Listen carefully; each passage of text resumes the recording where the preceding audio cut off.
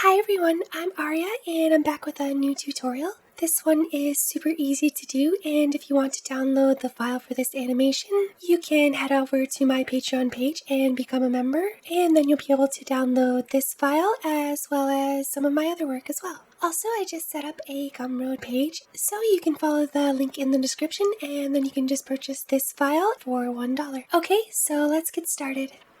Okay, so let's open up a new scene in Blender and we can just select everything and hit delete. First thing we want to do is add our particle emitter, so let's hit Shift A, go to Mesh, and we're going to click UV Sphere. We can right click and shade smooth, and then let's just bring this up a bit by hitting G to move it, Z to lock to the Z axis, and we can just type in 4. Okay, so we can already jump over to the right here to the particle tabs. Click this plus symbol to add a new particle system to our object. First, we can set the number to 3000, and for these three here, you just want to make sure that you have your animation length decided before you set these. Of course, you can always go back and change them, but I just like to set it up in the beginning, so I'm going to change my animation length to 350, which you don't have to do, but I just found that 250 was a little bit short, so I just wanted to go a little bit longer. Okay, so once you've decided your length, you can just match it with the end frame here, and you can match the lifetime as well. Okay, and then we're just going to skip over the cache for the moment here. We'll just go down to rotation, click on rotation, and open up the properties.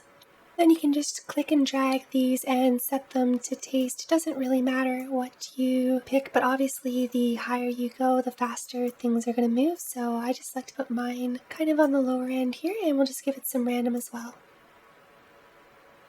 If you want to turn on dynamics here, what that will do is if a particle hits a collision object, it will take that into account as far as the rotation is concerned. So it would use this as a base, and then on top of that, you'd have the force of the collision. So ours may or may not interact with our collision, so let's just turn that on for now.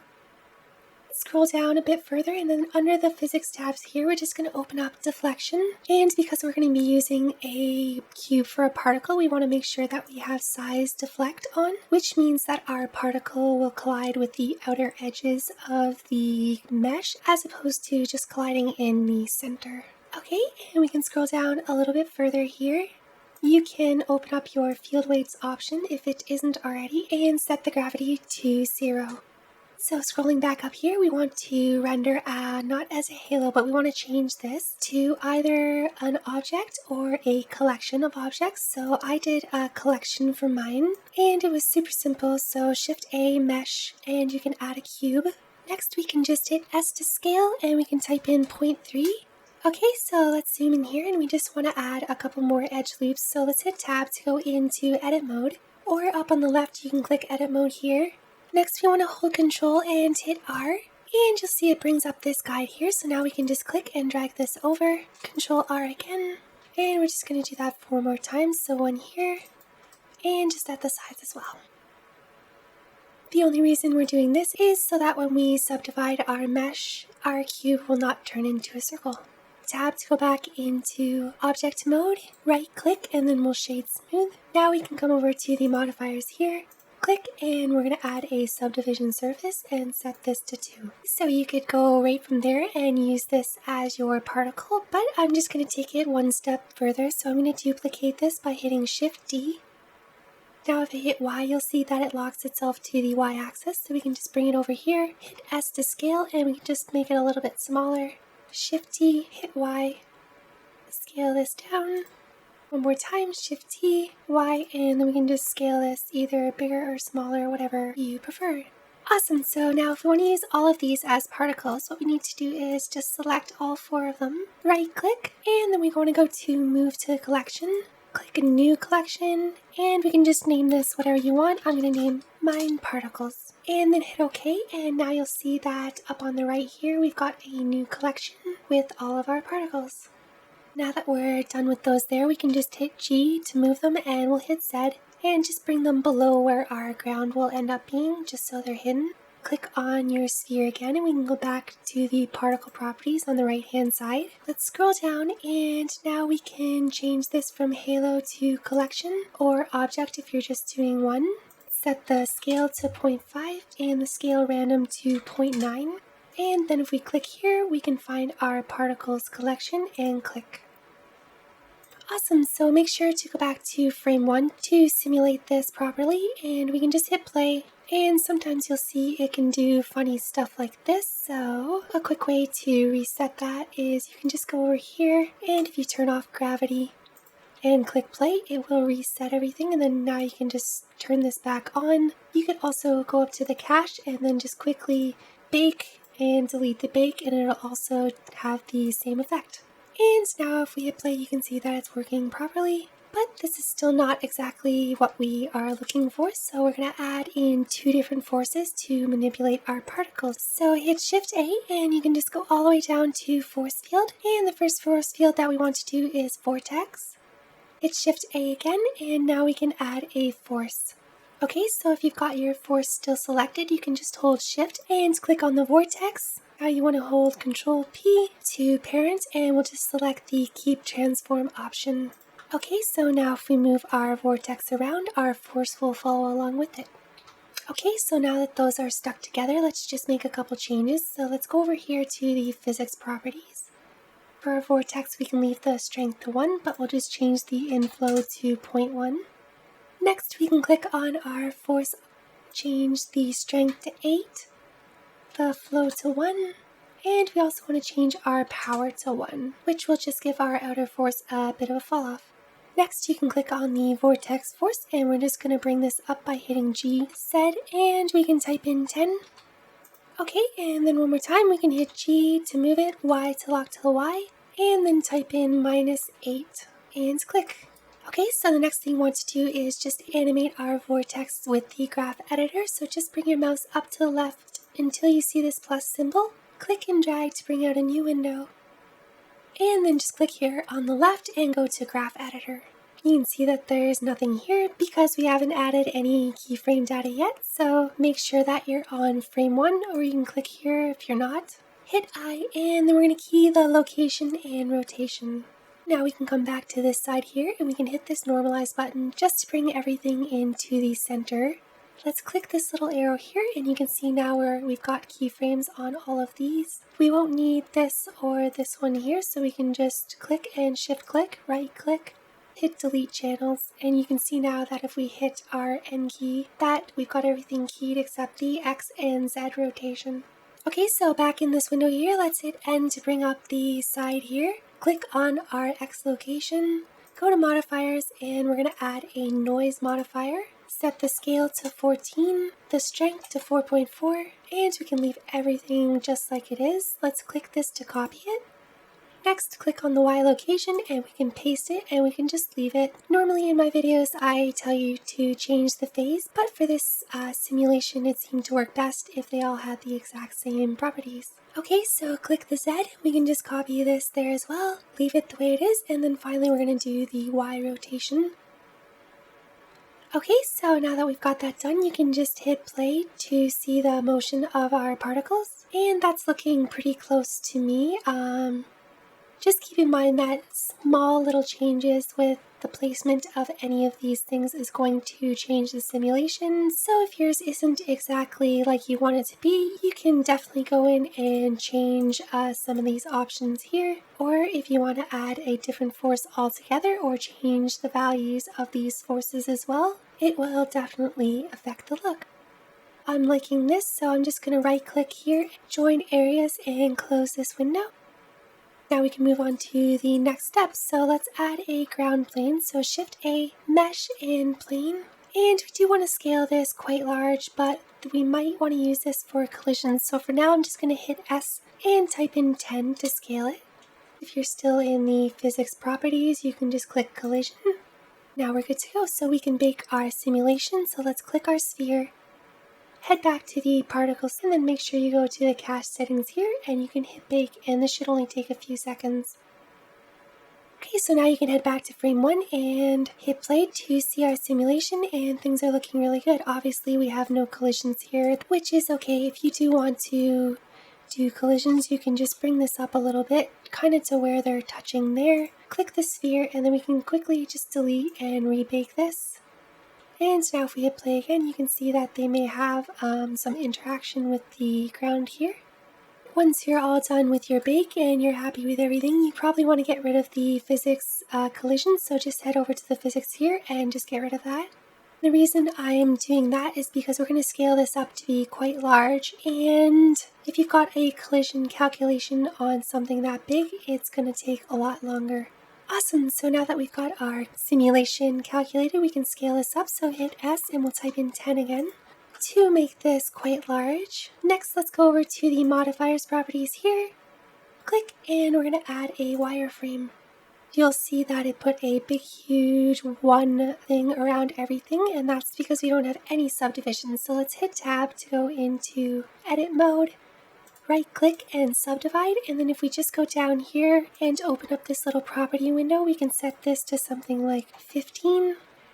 Right click and maybe we can subdivide once more and once more again.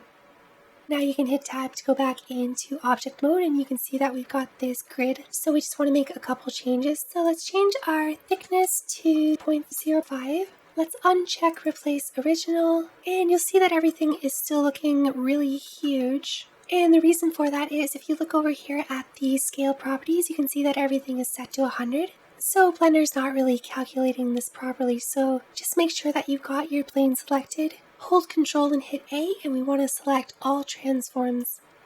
Now you'll see that these are scaled properly instead of being scaled up by 100 times. I'm just going to change my thickness to 0.1 because I think it looks a little bit better, and we should be good to go. If you do want to have a little bit smaller squares, again you can just go into edit mode, right click and subdivide at any time just to get a tighter grid. Great, so our simulation is calculated, so the next thing we want to do is move on to lighting and materials. So to do that, let's go into the shading tab up on the top here, and we can just orbit to a position that we like. Bring our mouse up to the right here, and we're just going to go into our render preview. You'll see that everything is gray, so if we go over to the world properties, we can click here, and instead of having a color, we can click environment texture, open. Then you want to find an HDRI that you like. If you want to use the HDRI that I'm using, follow the link in the description and just download the 1K version, since this will just be for lighting. And then click open, and that's it. We've pretty much got all of our lighting. But you'll notice that the background here is empty, so you could go into the compositing tab there and composite in a background if you wanted. But I was watching a video the other day and I saw a neat way to do it. So if we go over to the EV properties here, we'll just go down to film and we can turn off transparent. Now you'll see that we've got our HDRI in the background, which is not really what we want showing. So if we click here and change to world, we can add a couple more notes so that we're using the lighting from this HDRI, but not the background itself. So click Shift A, search, and we can type in background, or you can just duplicate this one here. Shift A, search, and we'll type in mix, and we want to pick mix shader, not mix RGB. Click this in line here, and then we can just add this to the bottom. Turn the strength up to something like 1.5, and we'll just give this a slight blue color. Okay, so you can see now that basically it's just mixing them together, which is still not really what we want. So we just need to add one more node. So Shift A, search, and we're going to type in light and select light path. Let's select the camera ray output and connect it to the factor. Now you can see that we've got our lighting from our HDRI, but we've also got just a white background. So you can also crank this up if you want to match it a little bit better. Somewhere around 1.6, 1.7 should work just fine. Then later on when we add in a camera, we can blur most of that out so it looks more seamless. So now that all of our lighting is done, we can just set up our materials. So let's change back to our object material properties here. Let's first click the ground plane and click new.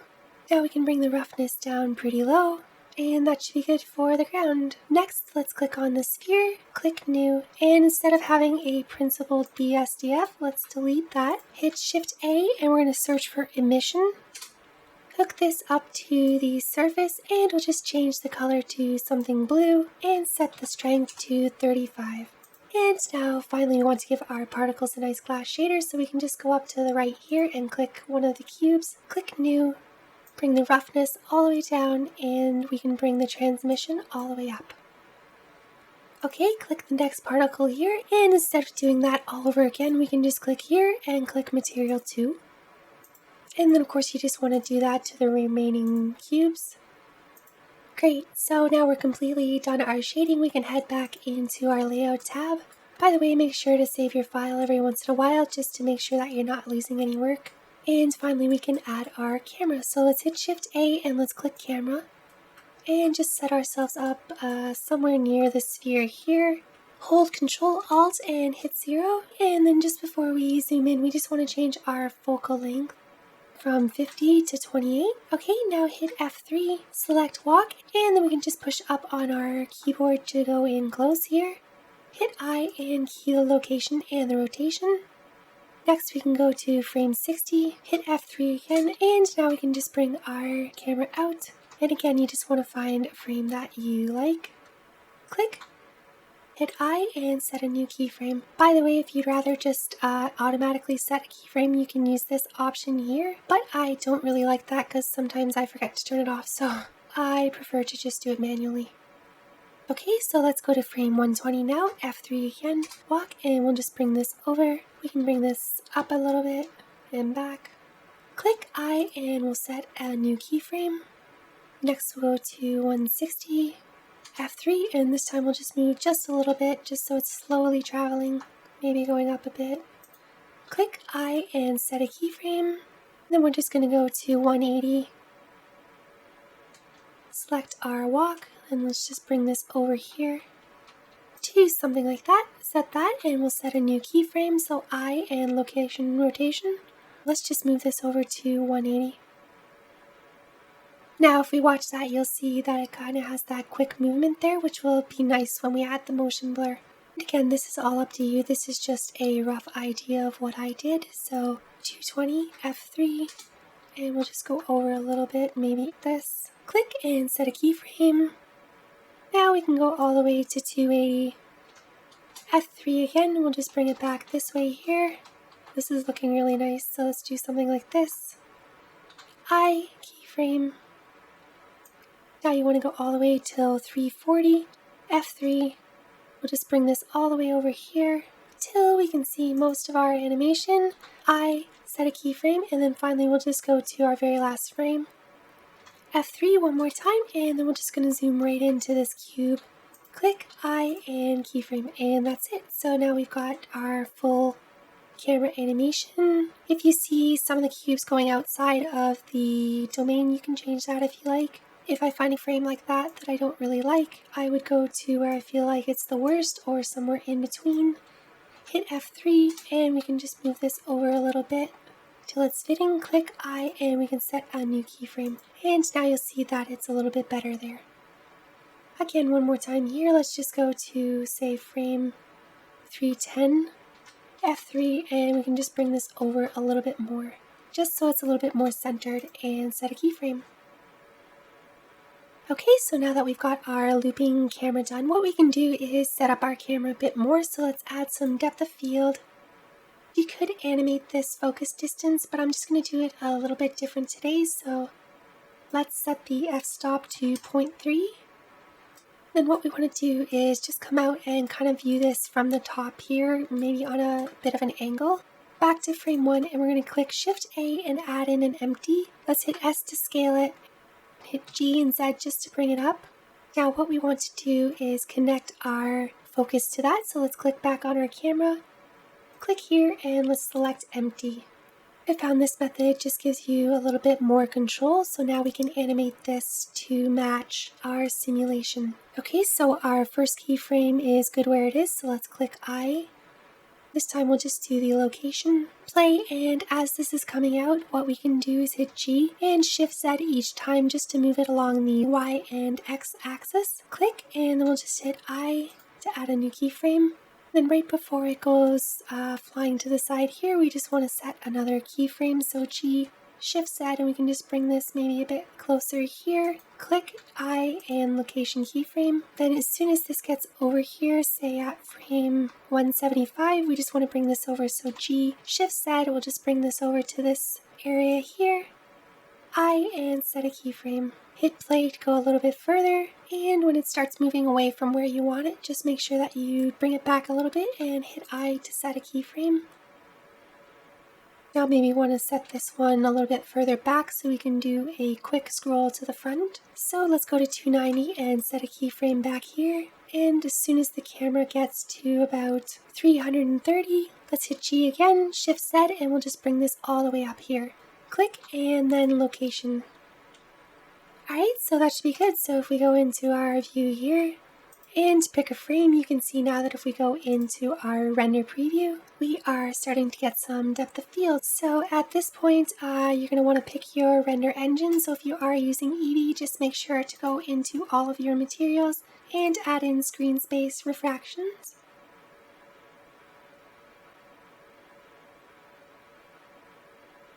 As well as in your render settings, you can add ambient occlusion, add some bloom if you like. This might be a bit too strong.